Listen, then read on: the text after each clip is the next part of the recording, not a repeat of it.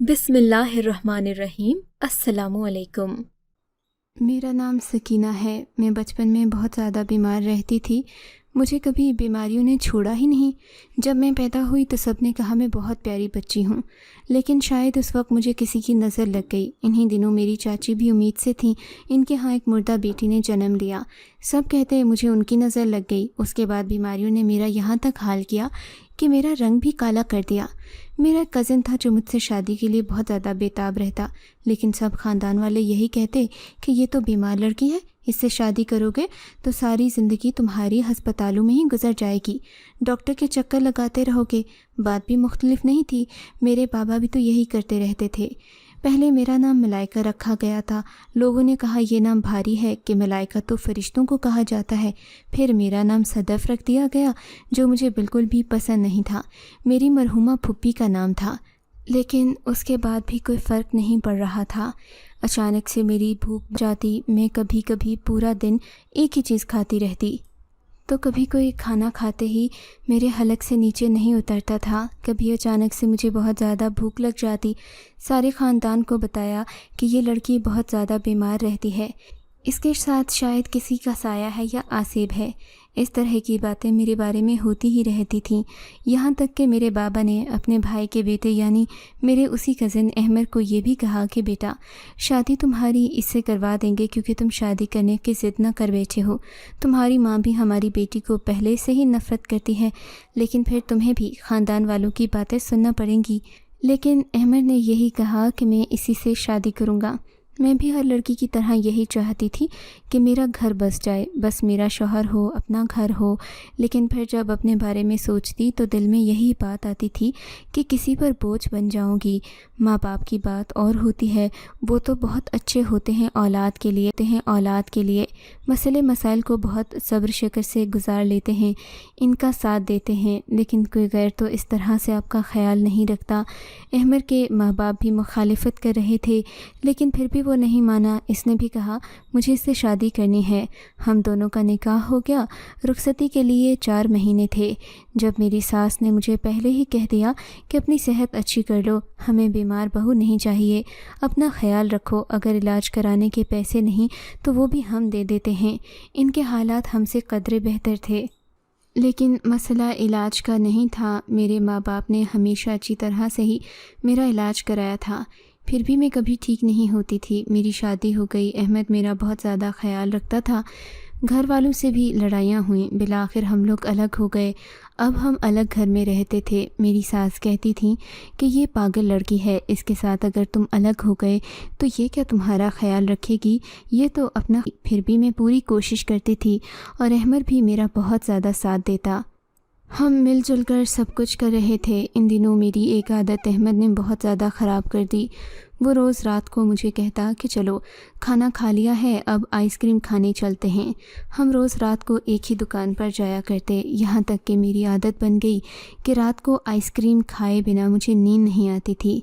अब कभी अहमद ख़ुद भी कहता कि नहीं आज नहीं जाएंगे, तो मैं शोर डाल देती कि नहीं आज ही जाएंगे। जिस दिन मैं आइसक्रीम नहीं खाती थी उस दिन मुझे नींद नहीं आती थी। जिस दिन खा लेती उस दिन मुझे ऐसी सुकून की नींद आती कि मैं बता नहीं सकती। जबकि मैंने बचपन से ही बहुत सारी गर्म दवाइयाँ खाई थीं, जिसकी वजह से मेरी नींद उड़ चुकी थी। पर आइसक्रीम खाने के बाद मुझे बहुत अच्छी नींद आ जाती, इसलिए ये मेरी रूटीन का हिस्सा बन गई। एक दिन मैंने अपने शौहर को किसी से फ़ोन पर बातें करते हुए सुना। मैं भी उसकी बातें नहीं सुनती थी क्योंकि मुझे पता था कि ऐसे किसी की बातें सुनना अच्छी बात नहीं है। लेकिन वो बातें ऐसी कर रहा था कि मैं परेशान हो गई। तुम फ़िक्र मत करो, मैं इसे बिल्कुल ठीक कर लूँगा। ड्रामे करती है और कोई मसला नहीं है इसको, इसलिए ड्रामा करती है कि सब इसका ख्याल रखें, कोई बीमारी नहीं है। अरे ऐसों को ठीक करना मुझे अच्छी तरह आता है, फ़िक्र ना करो। ऐसा लाइन पर लाऊंगा कि सारा ख़ानदान देखेगा। क्या लगता है इसको सारी ज़िंदगी मुझे अपने इशारों पर नचाएगी, सारे घर के काम भी मुझसे करवाएगी। बिल्कुल फ़िक्र ना करें, इसलिए तो मैं इसको अलग घर में लेकर आया हूँ ताकि मैं इसे अच्छी तरह जुल्म कर सकूँ। मैं मर्द हूँ, इसका शौहर हूँ, वो मेरी बीवी है, वो मेरा शौहर नहीं है। जो मैं उसकी बातें मानूंगा। अभी मेरा शौहर ये बात कर रहा था कि अचानक से मैं उसके सामने आ गई। मेरे शौहर के हाथ से फ़ोन गिर गया। मैंने कहा, ये है तुम्हारी मोहब्बत? किसको बता रहे थे? ये सब किसको खुश करने के लिए कह रहे थे? मैंने उसको बहुत बातें सुनाई, कदम भरते थे, ये है तुम्हारी मोहब्बत। मेरा शौहर चुपचाप मेरी बातें सुनता रहा। फिर उसने मुझसे एक बात पूछी। उसने कहा कि जो मैंने फ़ोन पर बातें की हैं उसमें से मैंने तुम्हारे साथ कुछ किया है क्या? मैं मारता हूँ तुम्हें? तुम्हारी बात नहीं मानता, ये तुम्हारा ख्याल नहीं करता, या तुम्हें कहीं बाहर नहीं ले जाता हूँ? ये सोचकर हैरान हुई। वो ऐसा कुछ करता भी नहीं था, तो फिर ऐसा क्यों कह रहा था कि मैं उसके साथ ये सब कुछ करता हूँ और मज़ीद भी करूँगा? मैं हैरान हो गई, मुझे कुछ समझ नहीं आ रहा था। मेरे शौहर ने मेरा हाथ पकड़ा और एक तरफ बैठकर मुझे कहा, देखो ये मुआशरा है, यहाँ पर कुछ रिश्तों का कोई हल नहीं होता। मेरी अम्मी इस बात पर खफा हैं कि मैं तुम्हें इतनी जल्दी लेकर अलग हो गया हूँ, इसीलिए वो चाहती हैं मैं तुम्हें अपने काबू में रखूँ, तुम्हारे ऊपर जुल्म करूँ, तुम्हारी बात ना मानूँ, तुम्हें बताऊँ कि तुमने गलत किया है। मुझे नहीं पता उनकी सोच ऐसी क्यों है। वो ख़ुद भी एक औरत होकर क्यों दूसरी औरत की दुश्मन बन रही हैं, लेकिन उनसे लड़ने झगड़ने से अच्छा है कि उनको ये झूठ बोल दिया जाए कि मैं ऐसा ही कर रहा हूँ। ये भी गलत है, मगर फिर भी मैं कोशिश करूँगा कि मुझे आइंदा ऐसा कुछ ना करना पड़े। देखो वो मेरी माँ है, उसने मुझे पैदा किया है। एक माँ अपनी औलाद को पैदा करने के लिए बहुत तकलीफ़ उठाती है। अगर इनको एक झूठ से खुशी मिलती है तो वो झूठ बोल देना कोई बुराई नहीं है। मैंने कहा, मुझे माफ़ कर दो, मैंने आपको इतनी सारी बातें सुना दी। वाकई सास और बहू में जब लड़ाई होती है तो नुकसान शौहर का ही होता है। अगर आप इनको इस तरीके से हल कर रहे हैं तो ये आपकी अच्छी बात है। ऐसा तो नहीं कि उनकी बात भी नहीं मान रहे और मेरी वजह से उनका दिल भी दुखा रहे हैं। मुझे मेरे शौहर पर भरोसा हो गया। मुझे यकीन था कि ये भरोसा कभी नहीं टूटेगा। लेकिन एक बात अजीब थी कि दिन भर मेरी तबीयत कभी ख़राब रहती, कभी ठीक हो जाती। वही मसला जो शादी से पहले था। कभी ब्लड प्रेशर बढ़ जाता। रात को जैसे ही मैं आइसक्रीम खा लेती तो मुझे ऐसी बेहोशी वाली नींद आती कि मैं हैरान रह जाती। अब चेकअप के लिए अपनी पुरानी डॉक्टर के पास गई। उसको ये बात बताई तो वो भी बहुत हैरान थी। उसने कहा कि मीठा खाने से कुछ लोगों को खुशी मिलती है। हमारे मैदे में ऐसे एंजाइम्स होते हैं कि जब मीठा खाते हैं तो हमें खुशी महसूस होती है। तुम्हारे साथ भी यही हो रहा होगा। शुक्र करो फिर भी तुम्हें नींद आ रही है, क्योंकि अगर इंसान की नींद पूरी हो जाए तो उसकी सेहत काफ़ी अच्छी हो जाती है। एक दिन सुबह मैं कमरा साफ़ कर रही थी जब मुझे मेरे कमरे से एक मर्दाना अंगूठी मिली जो मैंने नहीं देखी थी। मेरे शौहर को अंगूठियाँ पहनने का शौक़ नहीं था, फिर भी मैंने उससे पूछना चाहा कि अंगूठी आपकी है? कहने लगा, हाँ बिल्कुल मेरी ही है। तुम्हें कहाँ से मिली? मैंने कहा, कमरे में पड़ी हुई थी। वैसे मुझे पता नहीं था आपको अंगूठी पहनने का शौक़ है। उसने कहा, इतनी जल्दी तुम्हें कहाँ? मेरे सारे शौक़ के बारे में पता चलेगा। कुछ दिन मेरे साथ रहोगी तो फिर पता चलेगा ना। मैंने कहा, अच्छा ज़रा पहन कर दिखाएं कैसी लगती है आपके हाथ में। अगर अच्छी लगती है तो फिर मैं भी आपके लिए अंगूठी लेकर आया करूँगी। मेरे शौहर का चेहरा अजीब सा बन गया, जैसे पता नहीं मैंने उसे क्या कह दिया हो जो वो बिल्कुल नहीं करना चाहता। कहने लगा, बाद में पहन लूँगा, अभी खाना खाते हैं। मैंने कहा, मुझे अभी पहन कर दिखाएं। सारी ज़िंदगी मेरी दवाइयाँ खाते हुए गुजर गई थी, इसलिए मैं बहुत ज़्यादा चिड़चिड़ी हो गई थी। अगर मेरी बात नहीं मानी जाती तो मुझे बहुत ज़्यादा गुस्सा आता था। मैंने भी ज़िद कर दी कि मुझे अभी ही पहन कर दिखाएं, लेकिन जब मेरे शौहर ने वो अंगूठी पहनी तो उनकी उंगली में आ ही नहीं रही थी। वो उंगली उसको बहुत ज़्यादा खुली थी। मेरे शौहर ने कहा, मैं पहले मोटा था, ये पुरानी अंगूठियाँ हैं। मैंने कहा कि जितनी ये आपको खुली है ना, इसका मतलब है आप 100 किलो के थे। मैंने तो आपको हमेशा ऐसे ही देखा है। फिर शौहर को कोई ना बात आ रही थी न जा रही नज़र आ रहा है। मैंने कहा, आपकी नहीं है। फिर आपने क्यों कहा कि ये आपकी है?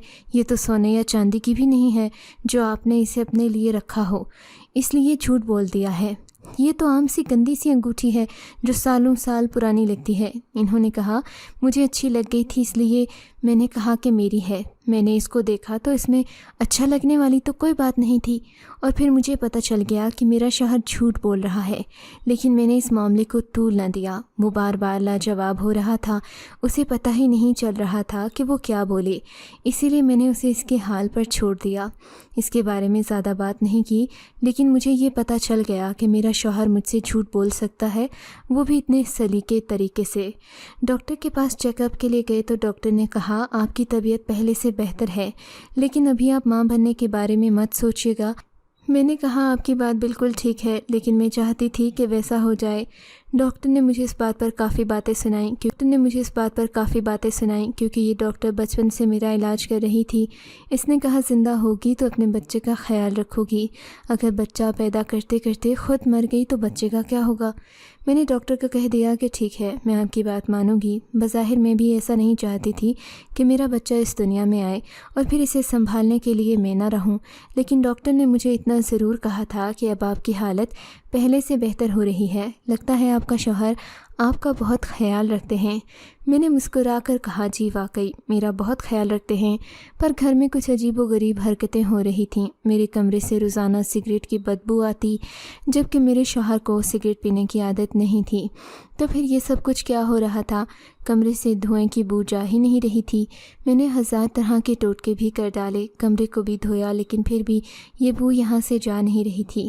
لیکن سب سے عجیب بات یہ تھی کہ جب میں نے اپنے شوہر کو کہا کہ مجھے کمرے میں سے آگ اور کسی جلی ہوئی چیز کی بدبو آتی ہے، تو شوہر نے کہا کہ ایسا تو کچھ نہیں ہے، مجھے تو نہیں آتی۔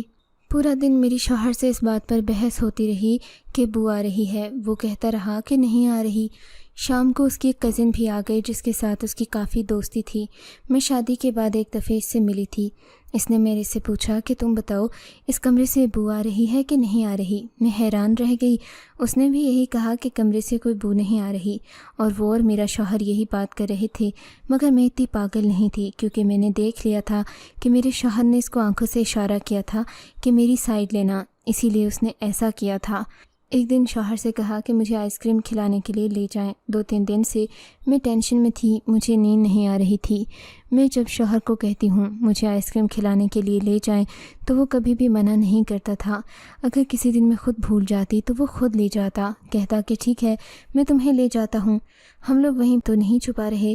تو میرے شوہر نے کہا بالکل بھی نہیں، تم سے کوئی بات نہیں چھپا رہا، ایسا کیسے ہو سکتا ہے؟ تمہیں پانے کے لیے میں نے سارے خاندان سے دشمنی کی ہے، تمہارے ساتھ اپنا رشتہ بہت اچھا رکھنا چاہتا ہوں تاکہ تم ہمیشہ خوش رہو، اور جب رشتے میں باتیں چھپائی جاتی ہیں تو پھر ویسے بھی وہ رشتہ خراب ہو جاتا ہے۔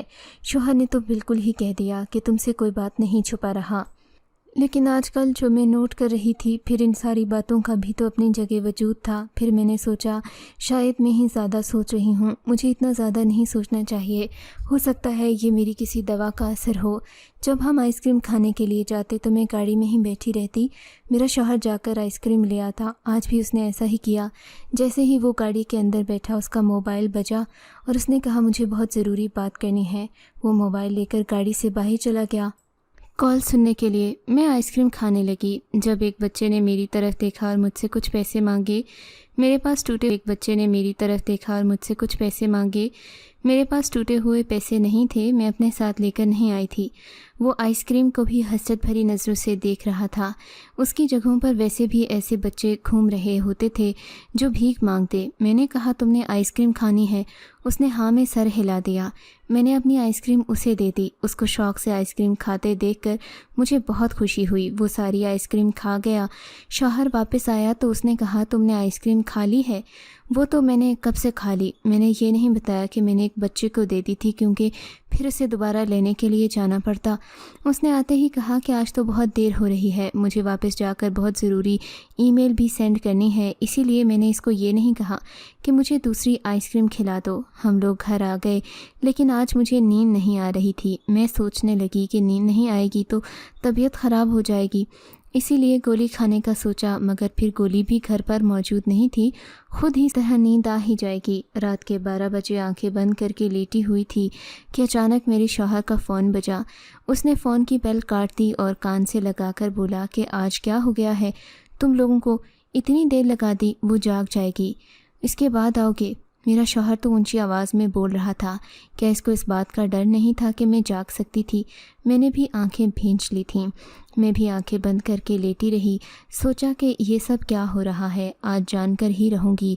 میرے دل کی دھڑکن تیز ہو گئی، مجھے سونے کی ایکٹنگ کرنے میں دشواری ہو رہی تھی، لیکن میں نے بھی یہی سب کیا کیونکہ ارادہ کر لیا کہ آج سب جان کر رہوں گی۔ تھوڑی دیر بعد شوہر کمرے سے باہر چلا گیا، پھر کسی ہلچل کی آواز آئی۔ میں نے بھی اس طرح سے آنکھیں بند کر رکھی تھیں کہ جیسے میں پوری طرح بے ہوش ہوں۔ میں نے شوہر کو یہ کہتے سنا کہ وہ بے ہوش ہے، اس کا مطلب کہ میرا شوہر مجھے بے ہوش کیا کرتا تھا۔ آپ کسی سوئے ہوئے بندے کو یہ بھی نہیں کہیں گے کہ یہ بے ہوش پڑا ہوا ہے، آپ اس کو کہیں گے کہ جس کو آپ نے بے ہوش کیا ہوگا۔ مجھے بے ہوش کرنے کے لیے شاید میرا شوہر مجھے آئس کریم ہی کھلایا کرتا تھا، کیونکہ آج میں نے آئس کریم نہیں کھائی تھی۔ تھوڑی دیر بعد میرے قدموں تلے سے زمین نکل گئی، کیونکہ میں نے کسی آدمی کی آواز سنی، اور یہ آواز بالکل بھی جانی پہچانی نہیں تھی۔ وہ میرے شوہر کی تعریف کر رہا تھا کہ تم جیسا آدمی تو میں نے آج تک نہیں دیکھا جس نے اپنی بیوی کے لیے اتنی زیادہ قربانی دی ہے، اللہ تمہیں اس بات کا اجر دے گا۔ ویسے تو بیویاں ہی شوہروں کے لیے قربانیاں دیتی ہیں، لیکن تم نے تو مثال قائم کر دی ہے۔ آواز دور سے آ رہی تھی، پھر 2 لوگ میرے کمرے میں آ گئے۔ میرے کمرے سے عجیب و غریب قسم کی آوازیں آنے لگیں، مجھے دھوئیں کی بدبو آنے لگی۔ تھوڑی دیر کے بعد میں نے ایک جھٹکے سے آنکھیں کھولیں اور مجھے ہوش میں دیکھ کر وہ سب گھبرا گئے۔ میں نے دیکھا کہ میرے سامنے 2 بڑے لمبے قد کے آدمی کھڑے تھے۔ ایک آدمی اتنا موٹا تھا، شاید اس کا وزن 200 کلو ہو، عجیب و غریب قسم کے حلیے میں تھے۔ میں نے شور ڈال دیا کہ تم سب کون ہو؟ میرا شوہر کمرے میں نہیں تھا، وہ باہر سے اندر آ گیا۔ اس نے آ کر مجھے تسلی دینا شروع کر دی کہ ایسا کچھ نہیں ہے جیسا تم سمجھ رہی ہو، آرام سے بیٹھ جاؤ، سب کچھ ٹھیک ہو جائے گا۔ میں نے کہا یہ کیا ہو رہا ہے؟ یہ لوگ میرے ساتھ کیا کر رہے ہیں؟ تم کیوں کمرے سے چلے گئے تھے؟ وہ لوگ کمرے سے باہر چلے گئے۔ انہوں نے جانے سے پہلے مجھے بیٹی کہا۔ میرے شوہر نے مجھے کہا تم جو ہمیشہ سے بچپن سے بیمار رہتی ہو، دراصل تم پر کسی نے کالا جادو کروایا ہوا تھا۔ اسی کا توڑ کرنے کے لیے میں نے ان سب لوگوں کو بلایا یہاں پر۔ ایک بہت ہی طاقتور چلا کرتے تھے، لیکن جس کے لیے یہ سب کیا جاتا ہے اس کو بھنک بھی نہیں پڑھنی چاہیے، اس لیے تمہیں لے جاتا تھا اور دکان والے کو بھی یہ کہہ دیتا تھا کہ آئس کریم میں نیند کی دوا ملا دو۔ یہ بالکل ہی غلط تھا، میں مانتا ہوں، مگر میری نیت غلط نہیں تھی۔ میں یہ سن کر حیران رہ گئی۔ میں نے اپنے شوہر سے کہا تم مجھے یہ بات بتا دیتے، بالکل یقین نہیں کرتی۔ انہوں نے کہا کہ اگر تم یقین نہیں کرتی تو تم خود بتاؤ کہ جب سے یہ سب ہو رہا ہے تمہاری طبیعت میں بہتری نہیں آئی۔ یہ بات سن کر میں خاموش ہو گئی، کیونکہ میری طبیعت میں بہتری آئی تھی۔ ڈاکٹر نے بھی مجھے یہی کہا تھا کہ اب آپ کی صحت پہلے سے بہتر ہو رہی ہے۔ میں نے اپنے شوہر کا ہاتھ پکڑا اور کہا مجھے بہت ڈر لگ رہا ہے۔ اس نے کہا ڈرنے کی ضرورت نہیں، کیونکہ آج آخری دن تھا، سب کچھ ٹھیک ہو جائے گا۔ تم پر کالا جادو کروانے والے تمہارے اپنے تھے، تمہاری چاچی یعنی میری ماں، اس کا نام لیا ہے ان لوگوں نے۔ اس دن جو تمہیں انگوٹھی ملی تھی وہ بھی انہی لوگوں کی تھی۔ کمرے میں سے جلنے کی بو آتی تھی۔ یہاں پر کالے جادو کا توڑ کیا جاتا تھا جو تمہارے لیے فائدہ مند تھی۔ آج کے بعد تمہیں کوئی بیمار نہیں کہے گا اور تم کبھی بیمار نہیں ہوگی۔ یہ بات سن کر میری آنکھوں میں خوشی کے آنسو آ گئے۔ میرے شوہر نے جو کچھ بھی کیا وہ میرے لیے کر رہا تھا۔ میں ان چیزوں کو نہیں یہ مانتی تھی، لیکن واقعی میں ٹھیک بھی ہو گئی۔ آپ کو اگر یہ کہانی اچھی لگی ہے تو اس ویڈیو کو لائک کیجیے، اور اس طرح کی مزید کہانیاں سننے کے لیے ہمارے چینل کو ضرور سبسکرائب کیجیے۔ کہانی سننے کا شکریہ۔ آپ سے ملاقات ہوگی اگلی ویڈیو میں، تب تک کے لیے اللہ حافظ۔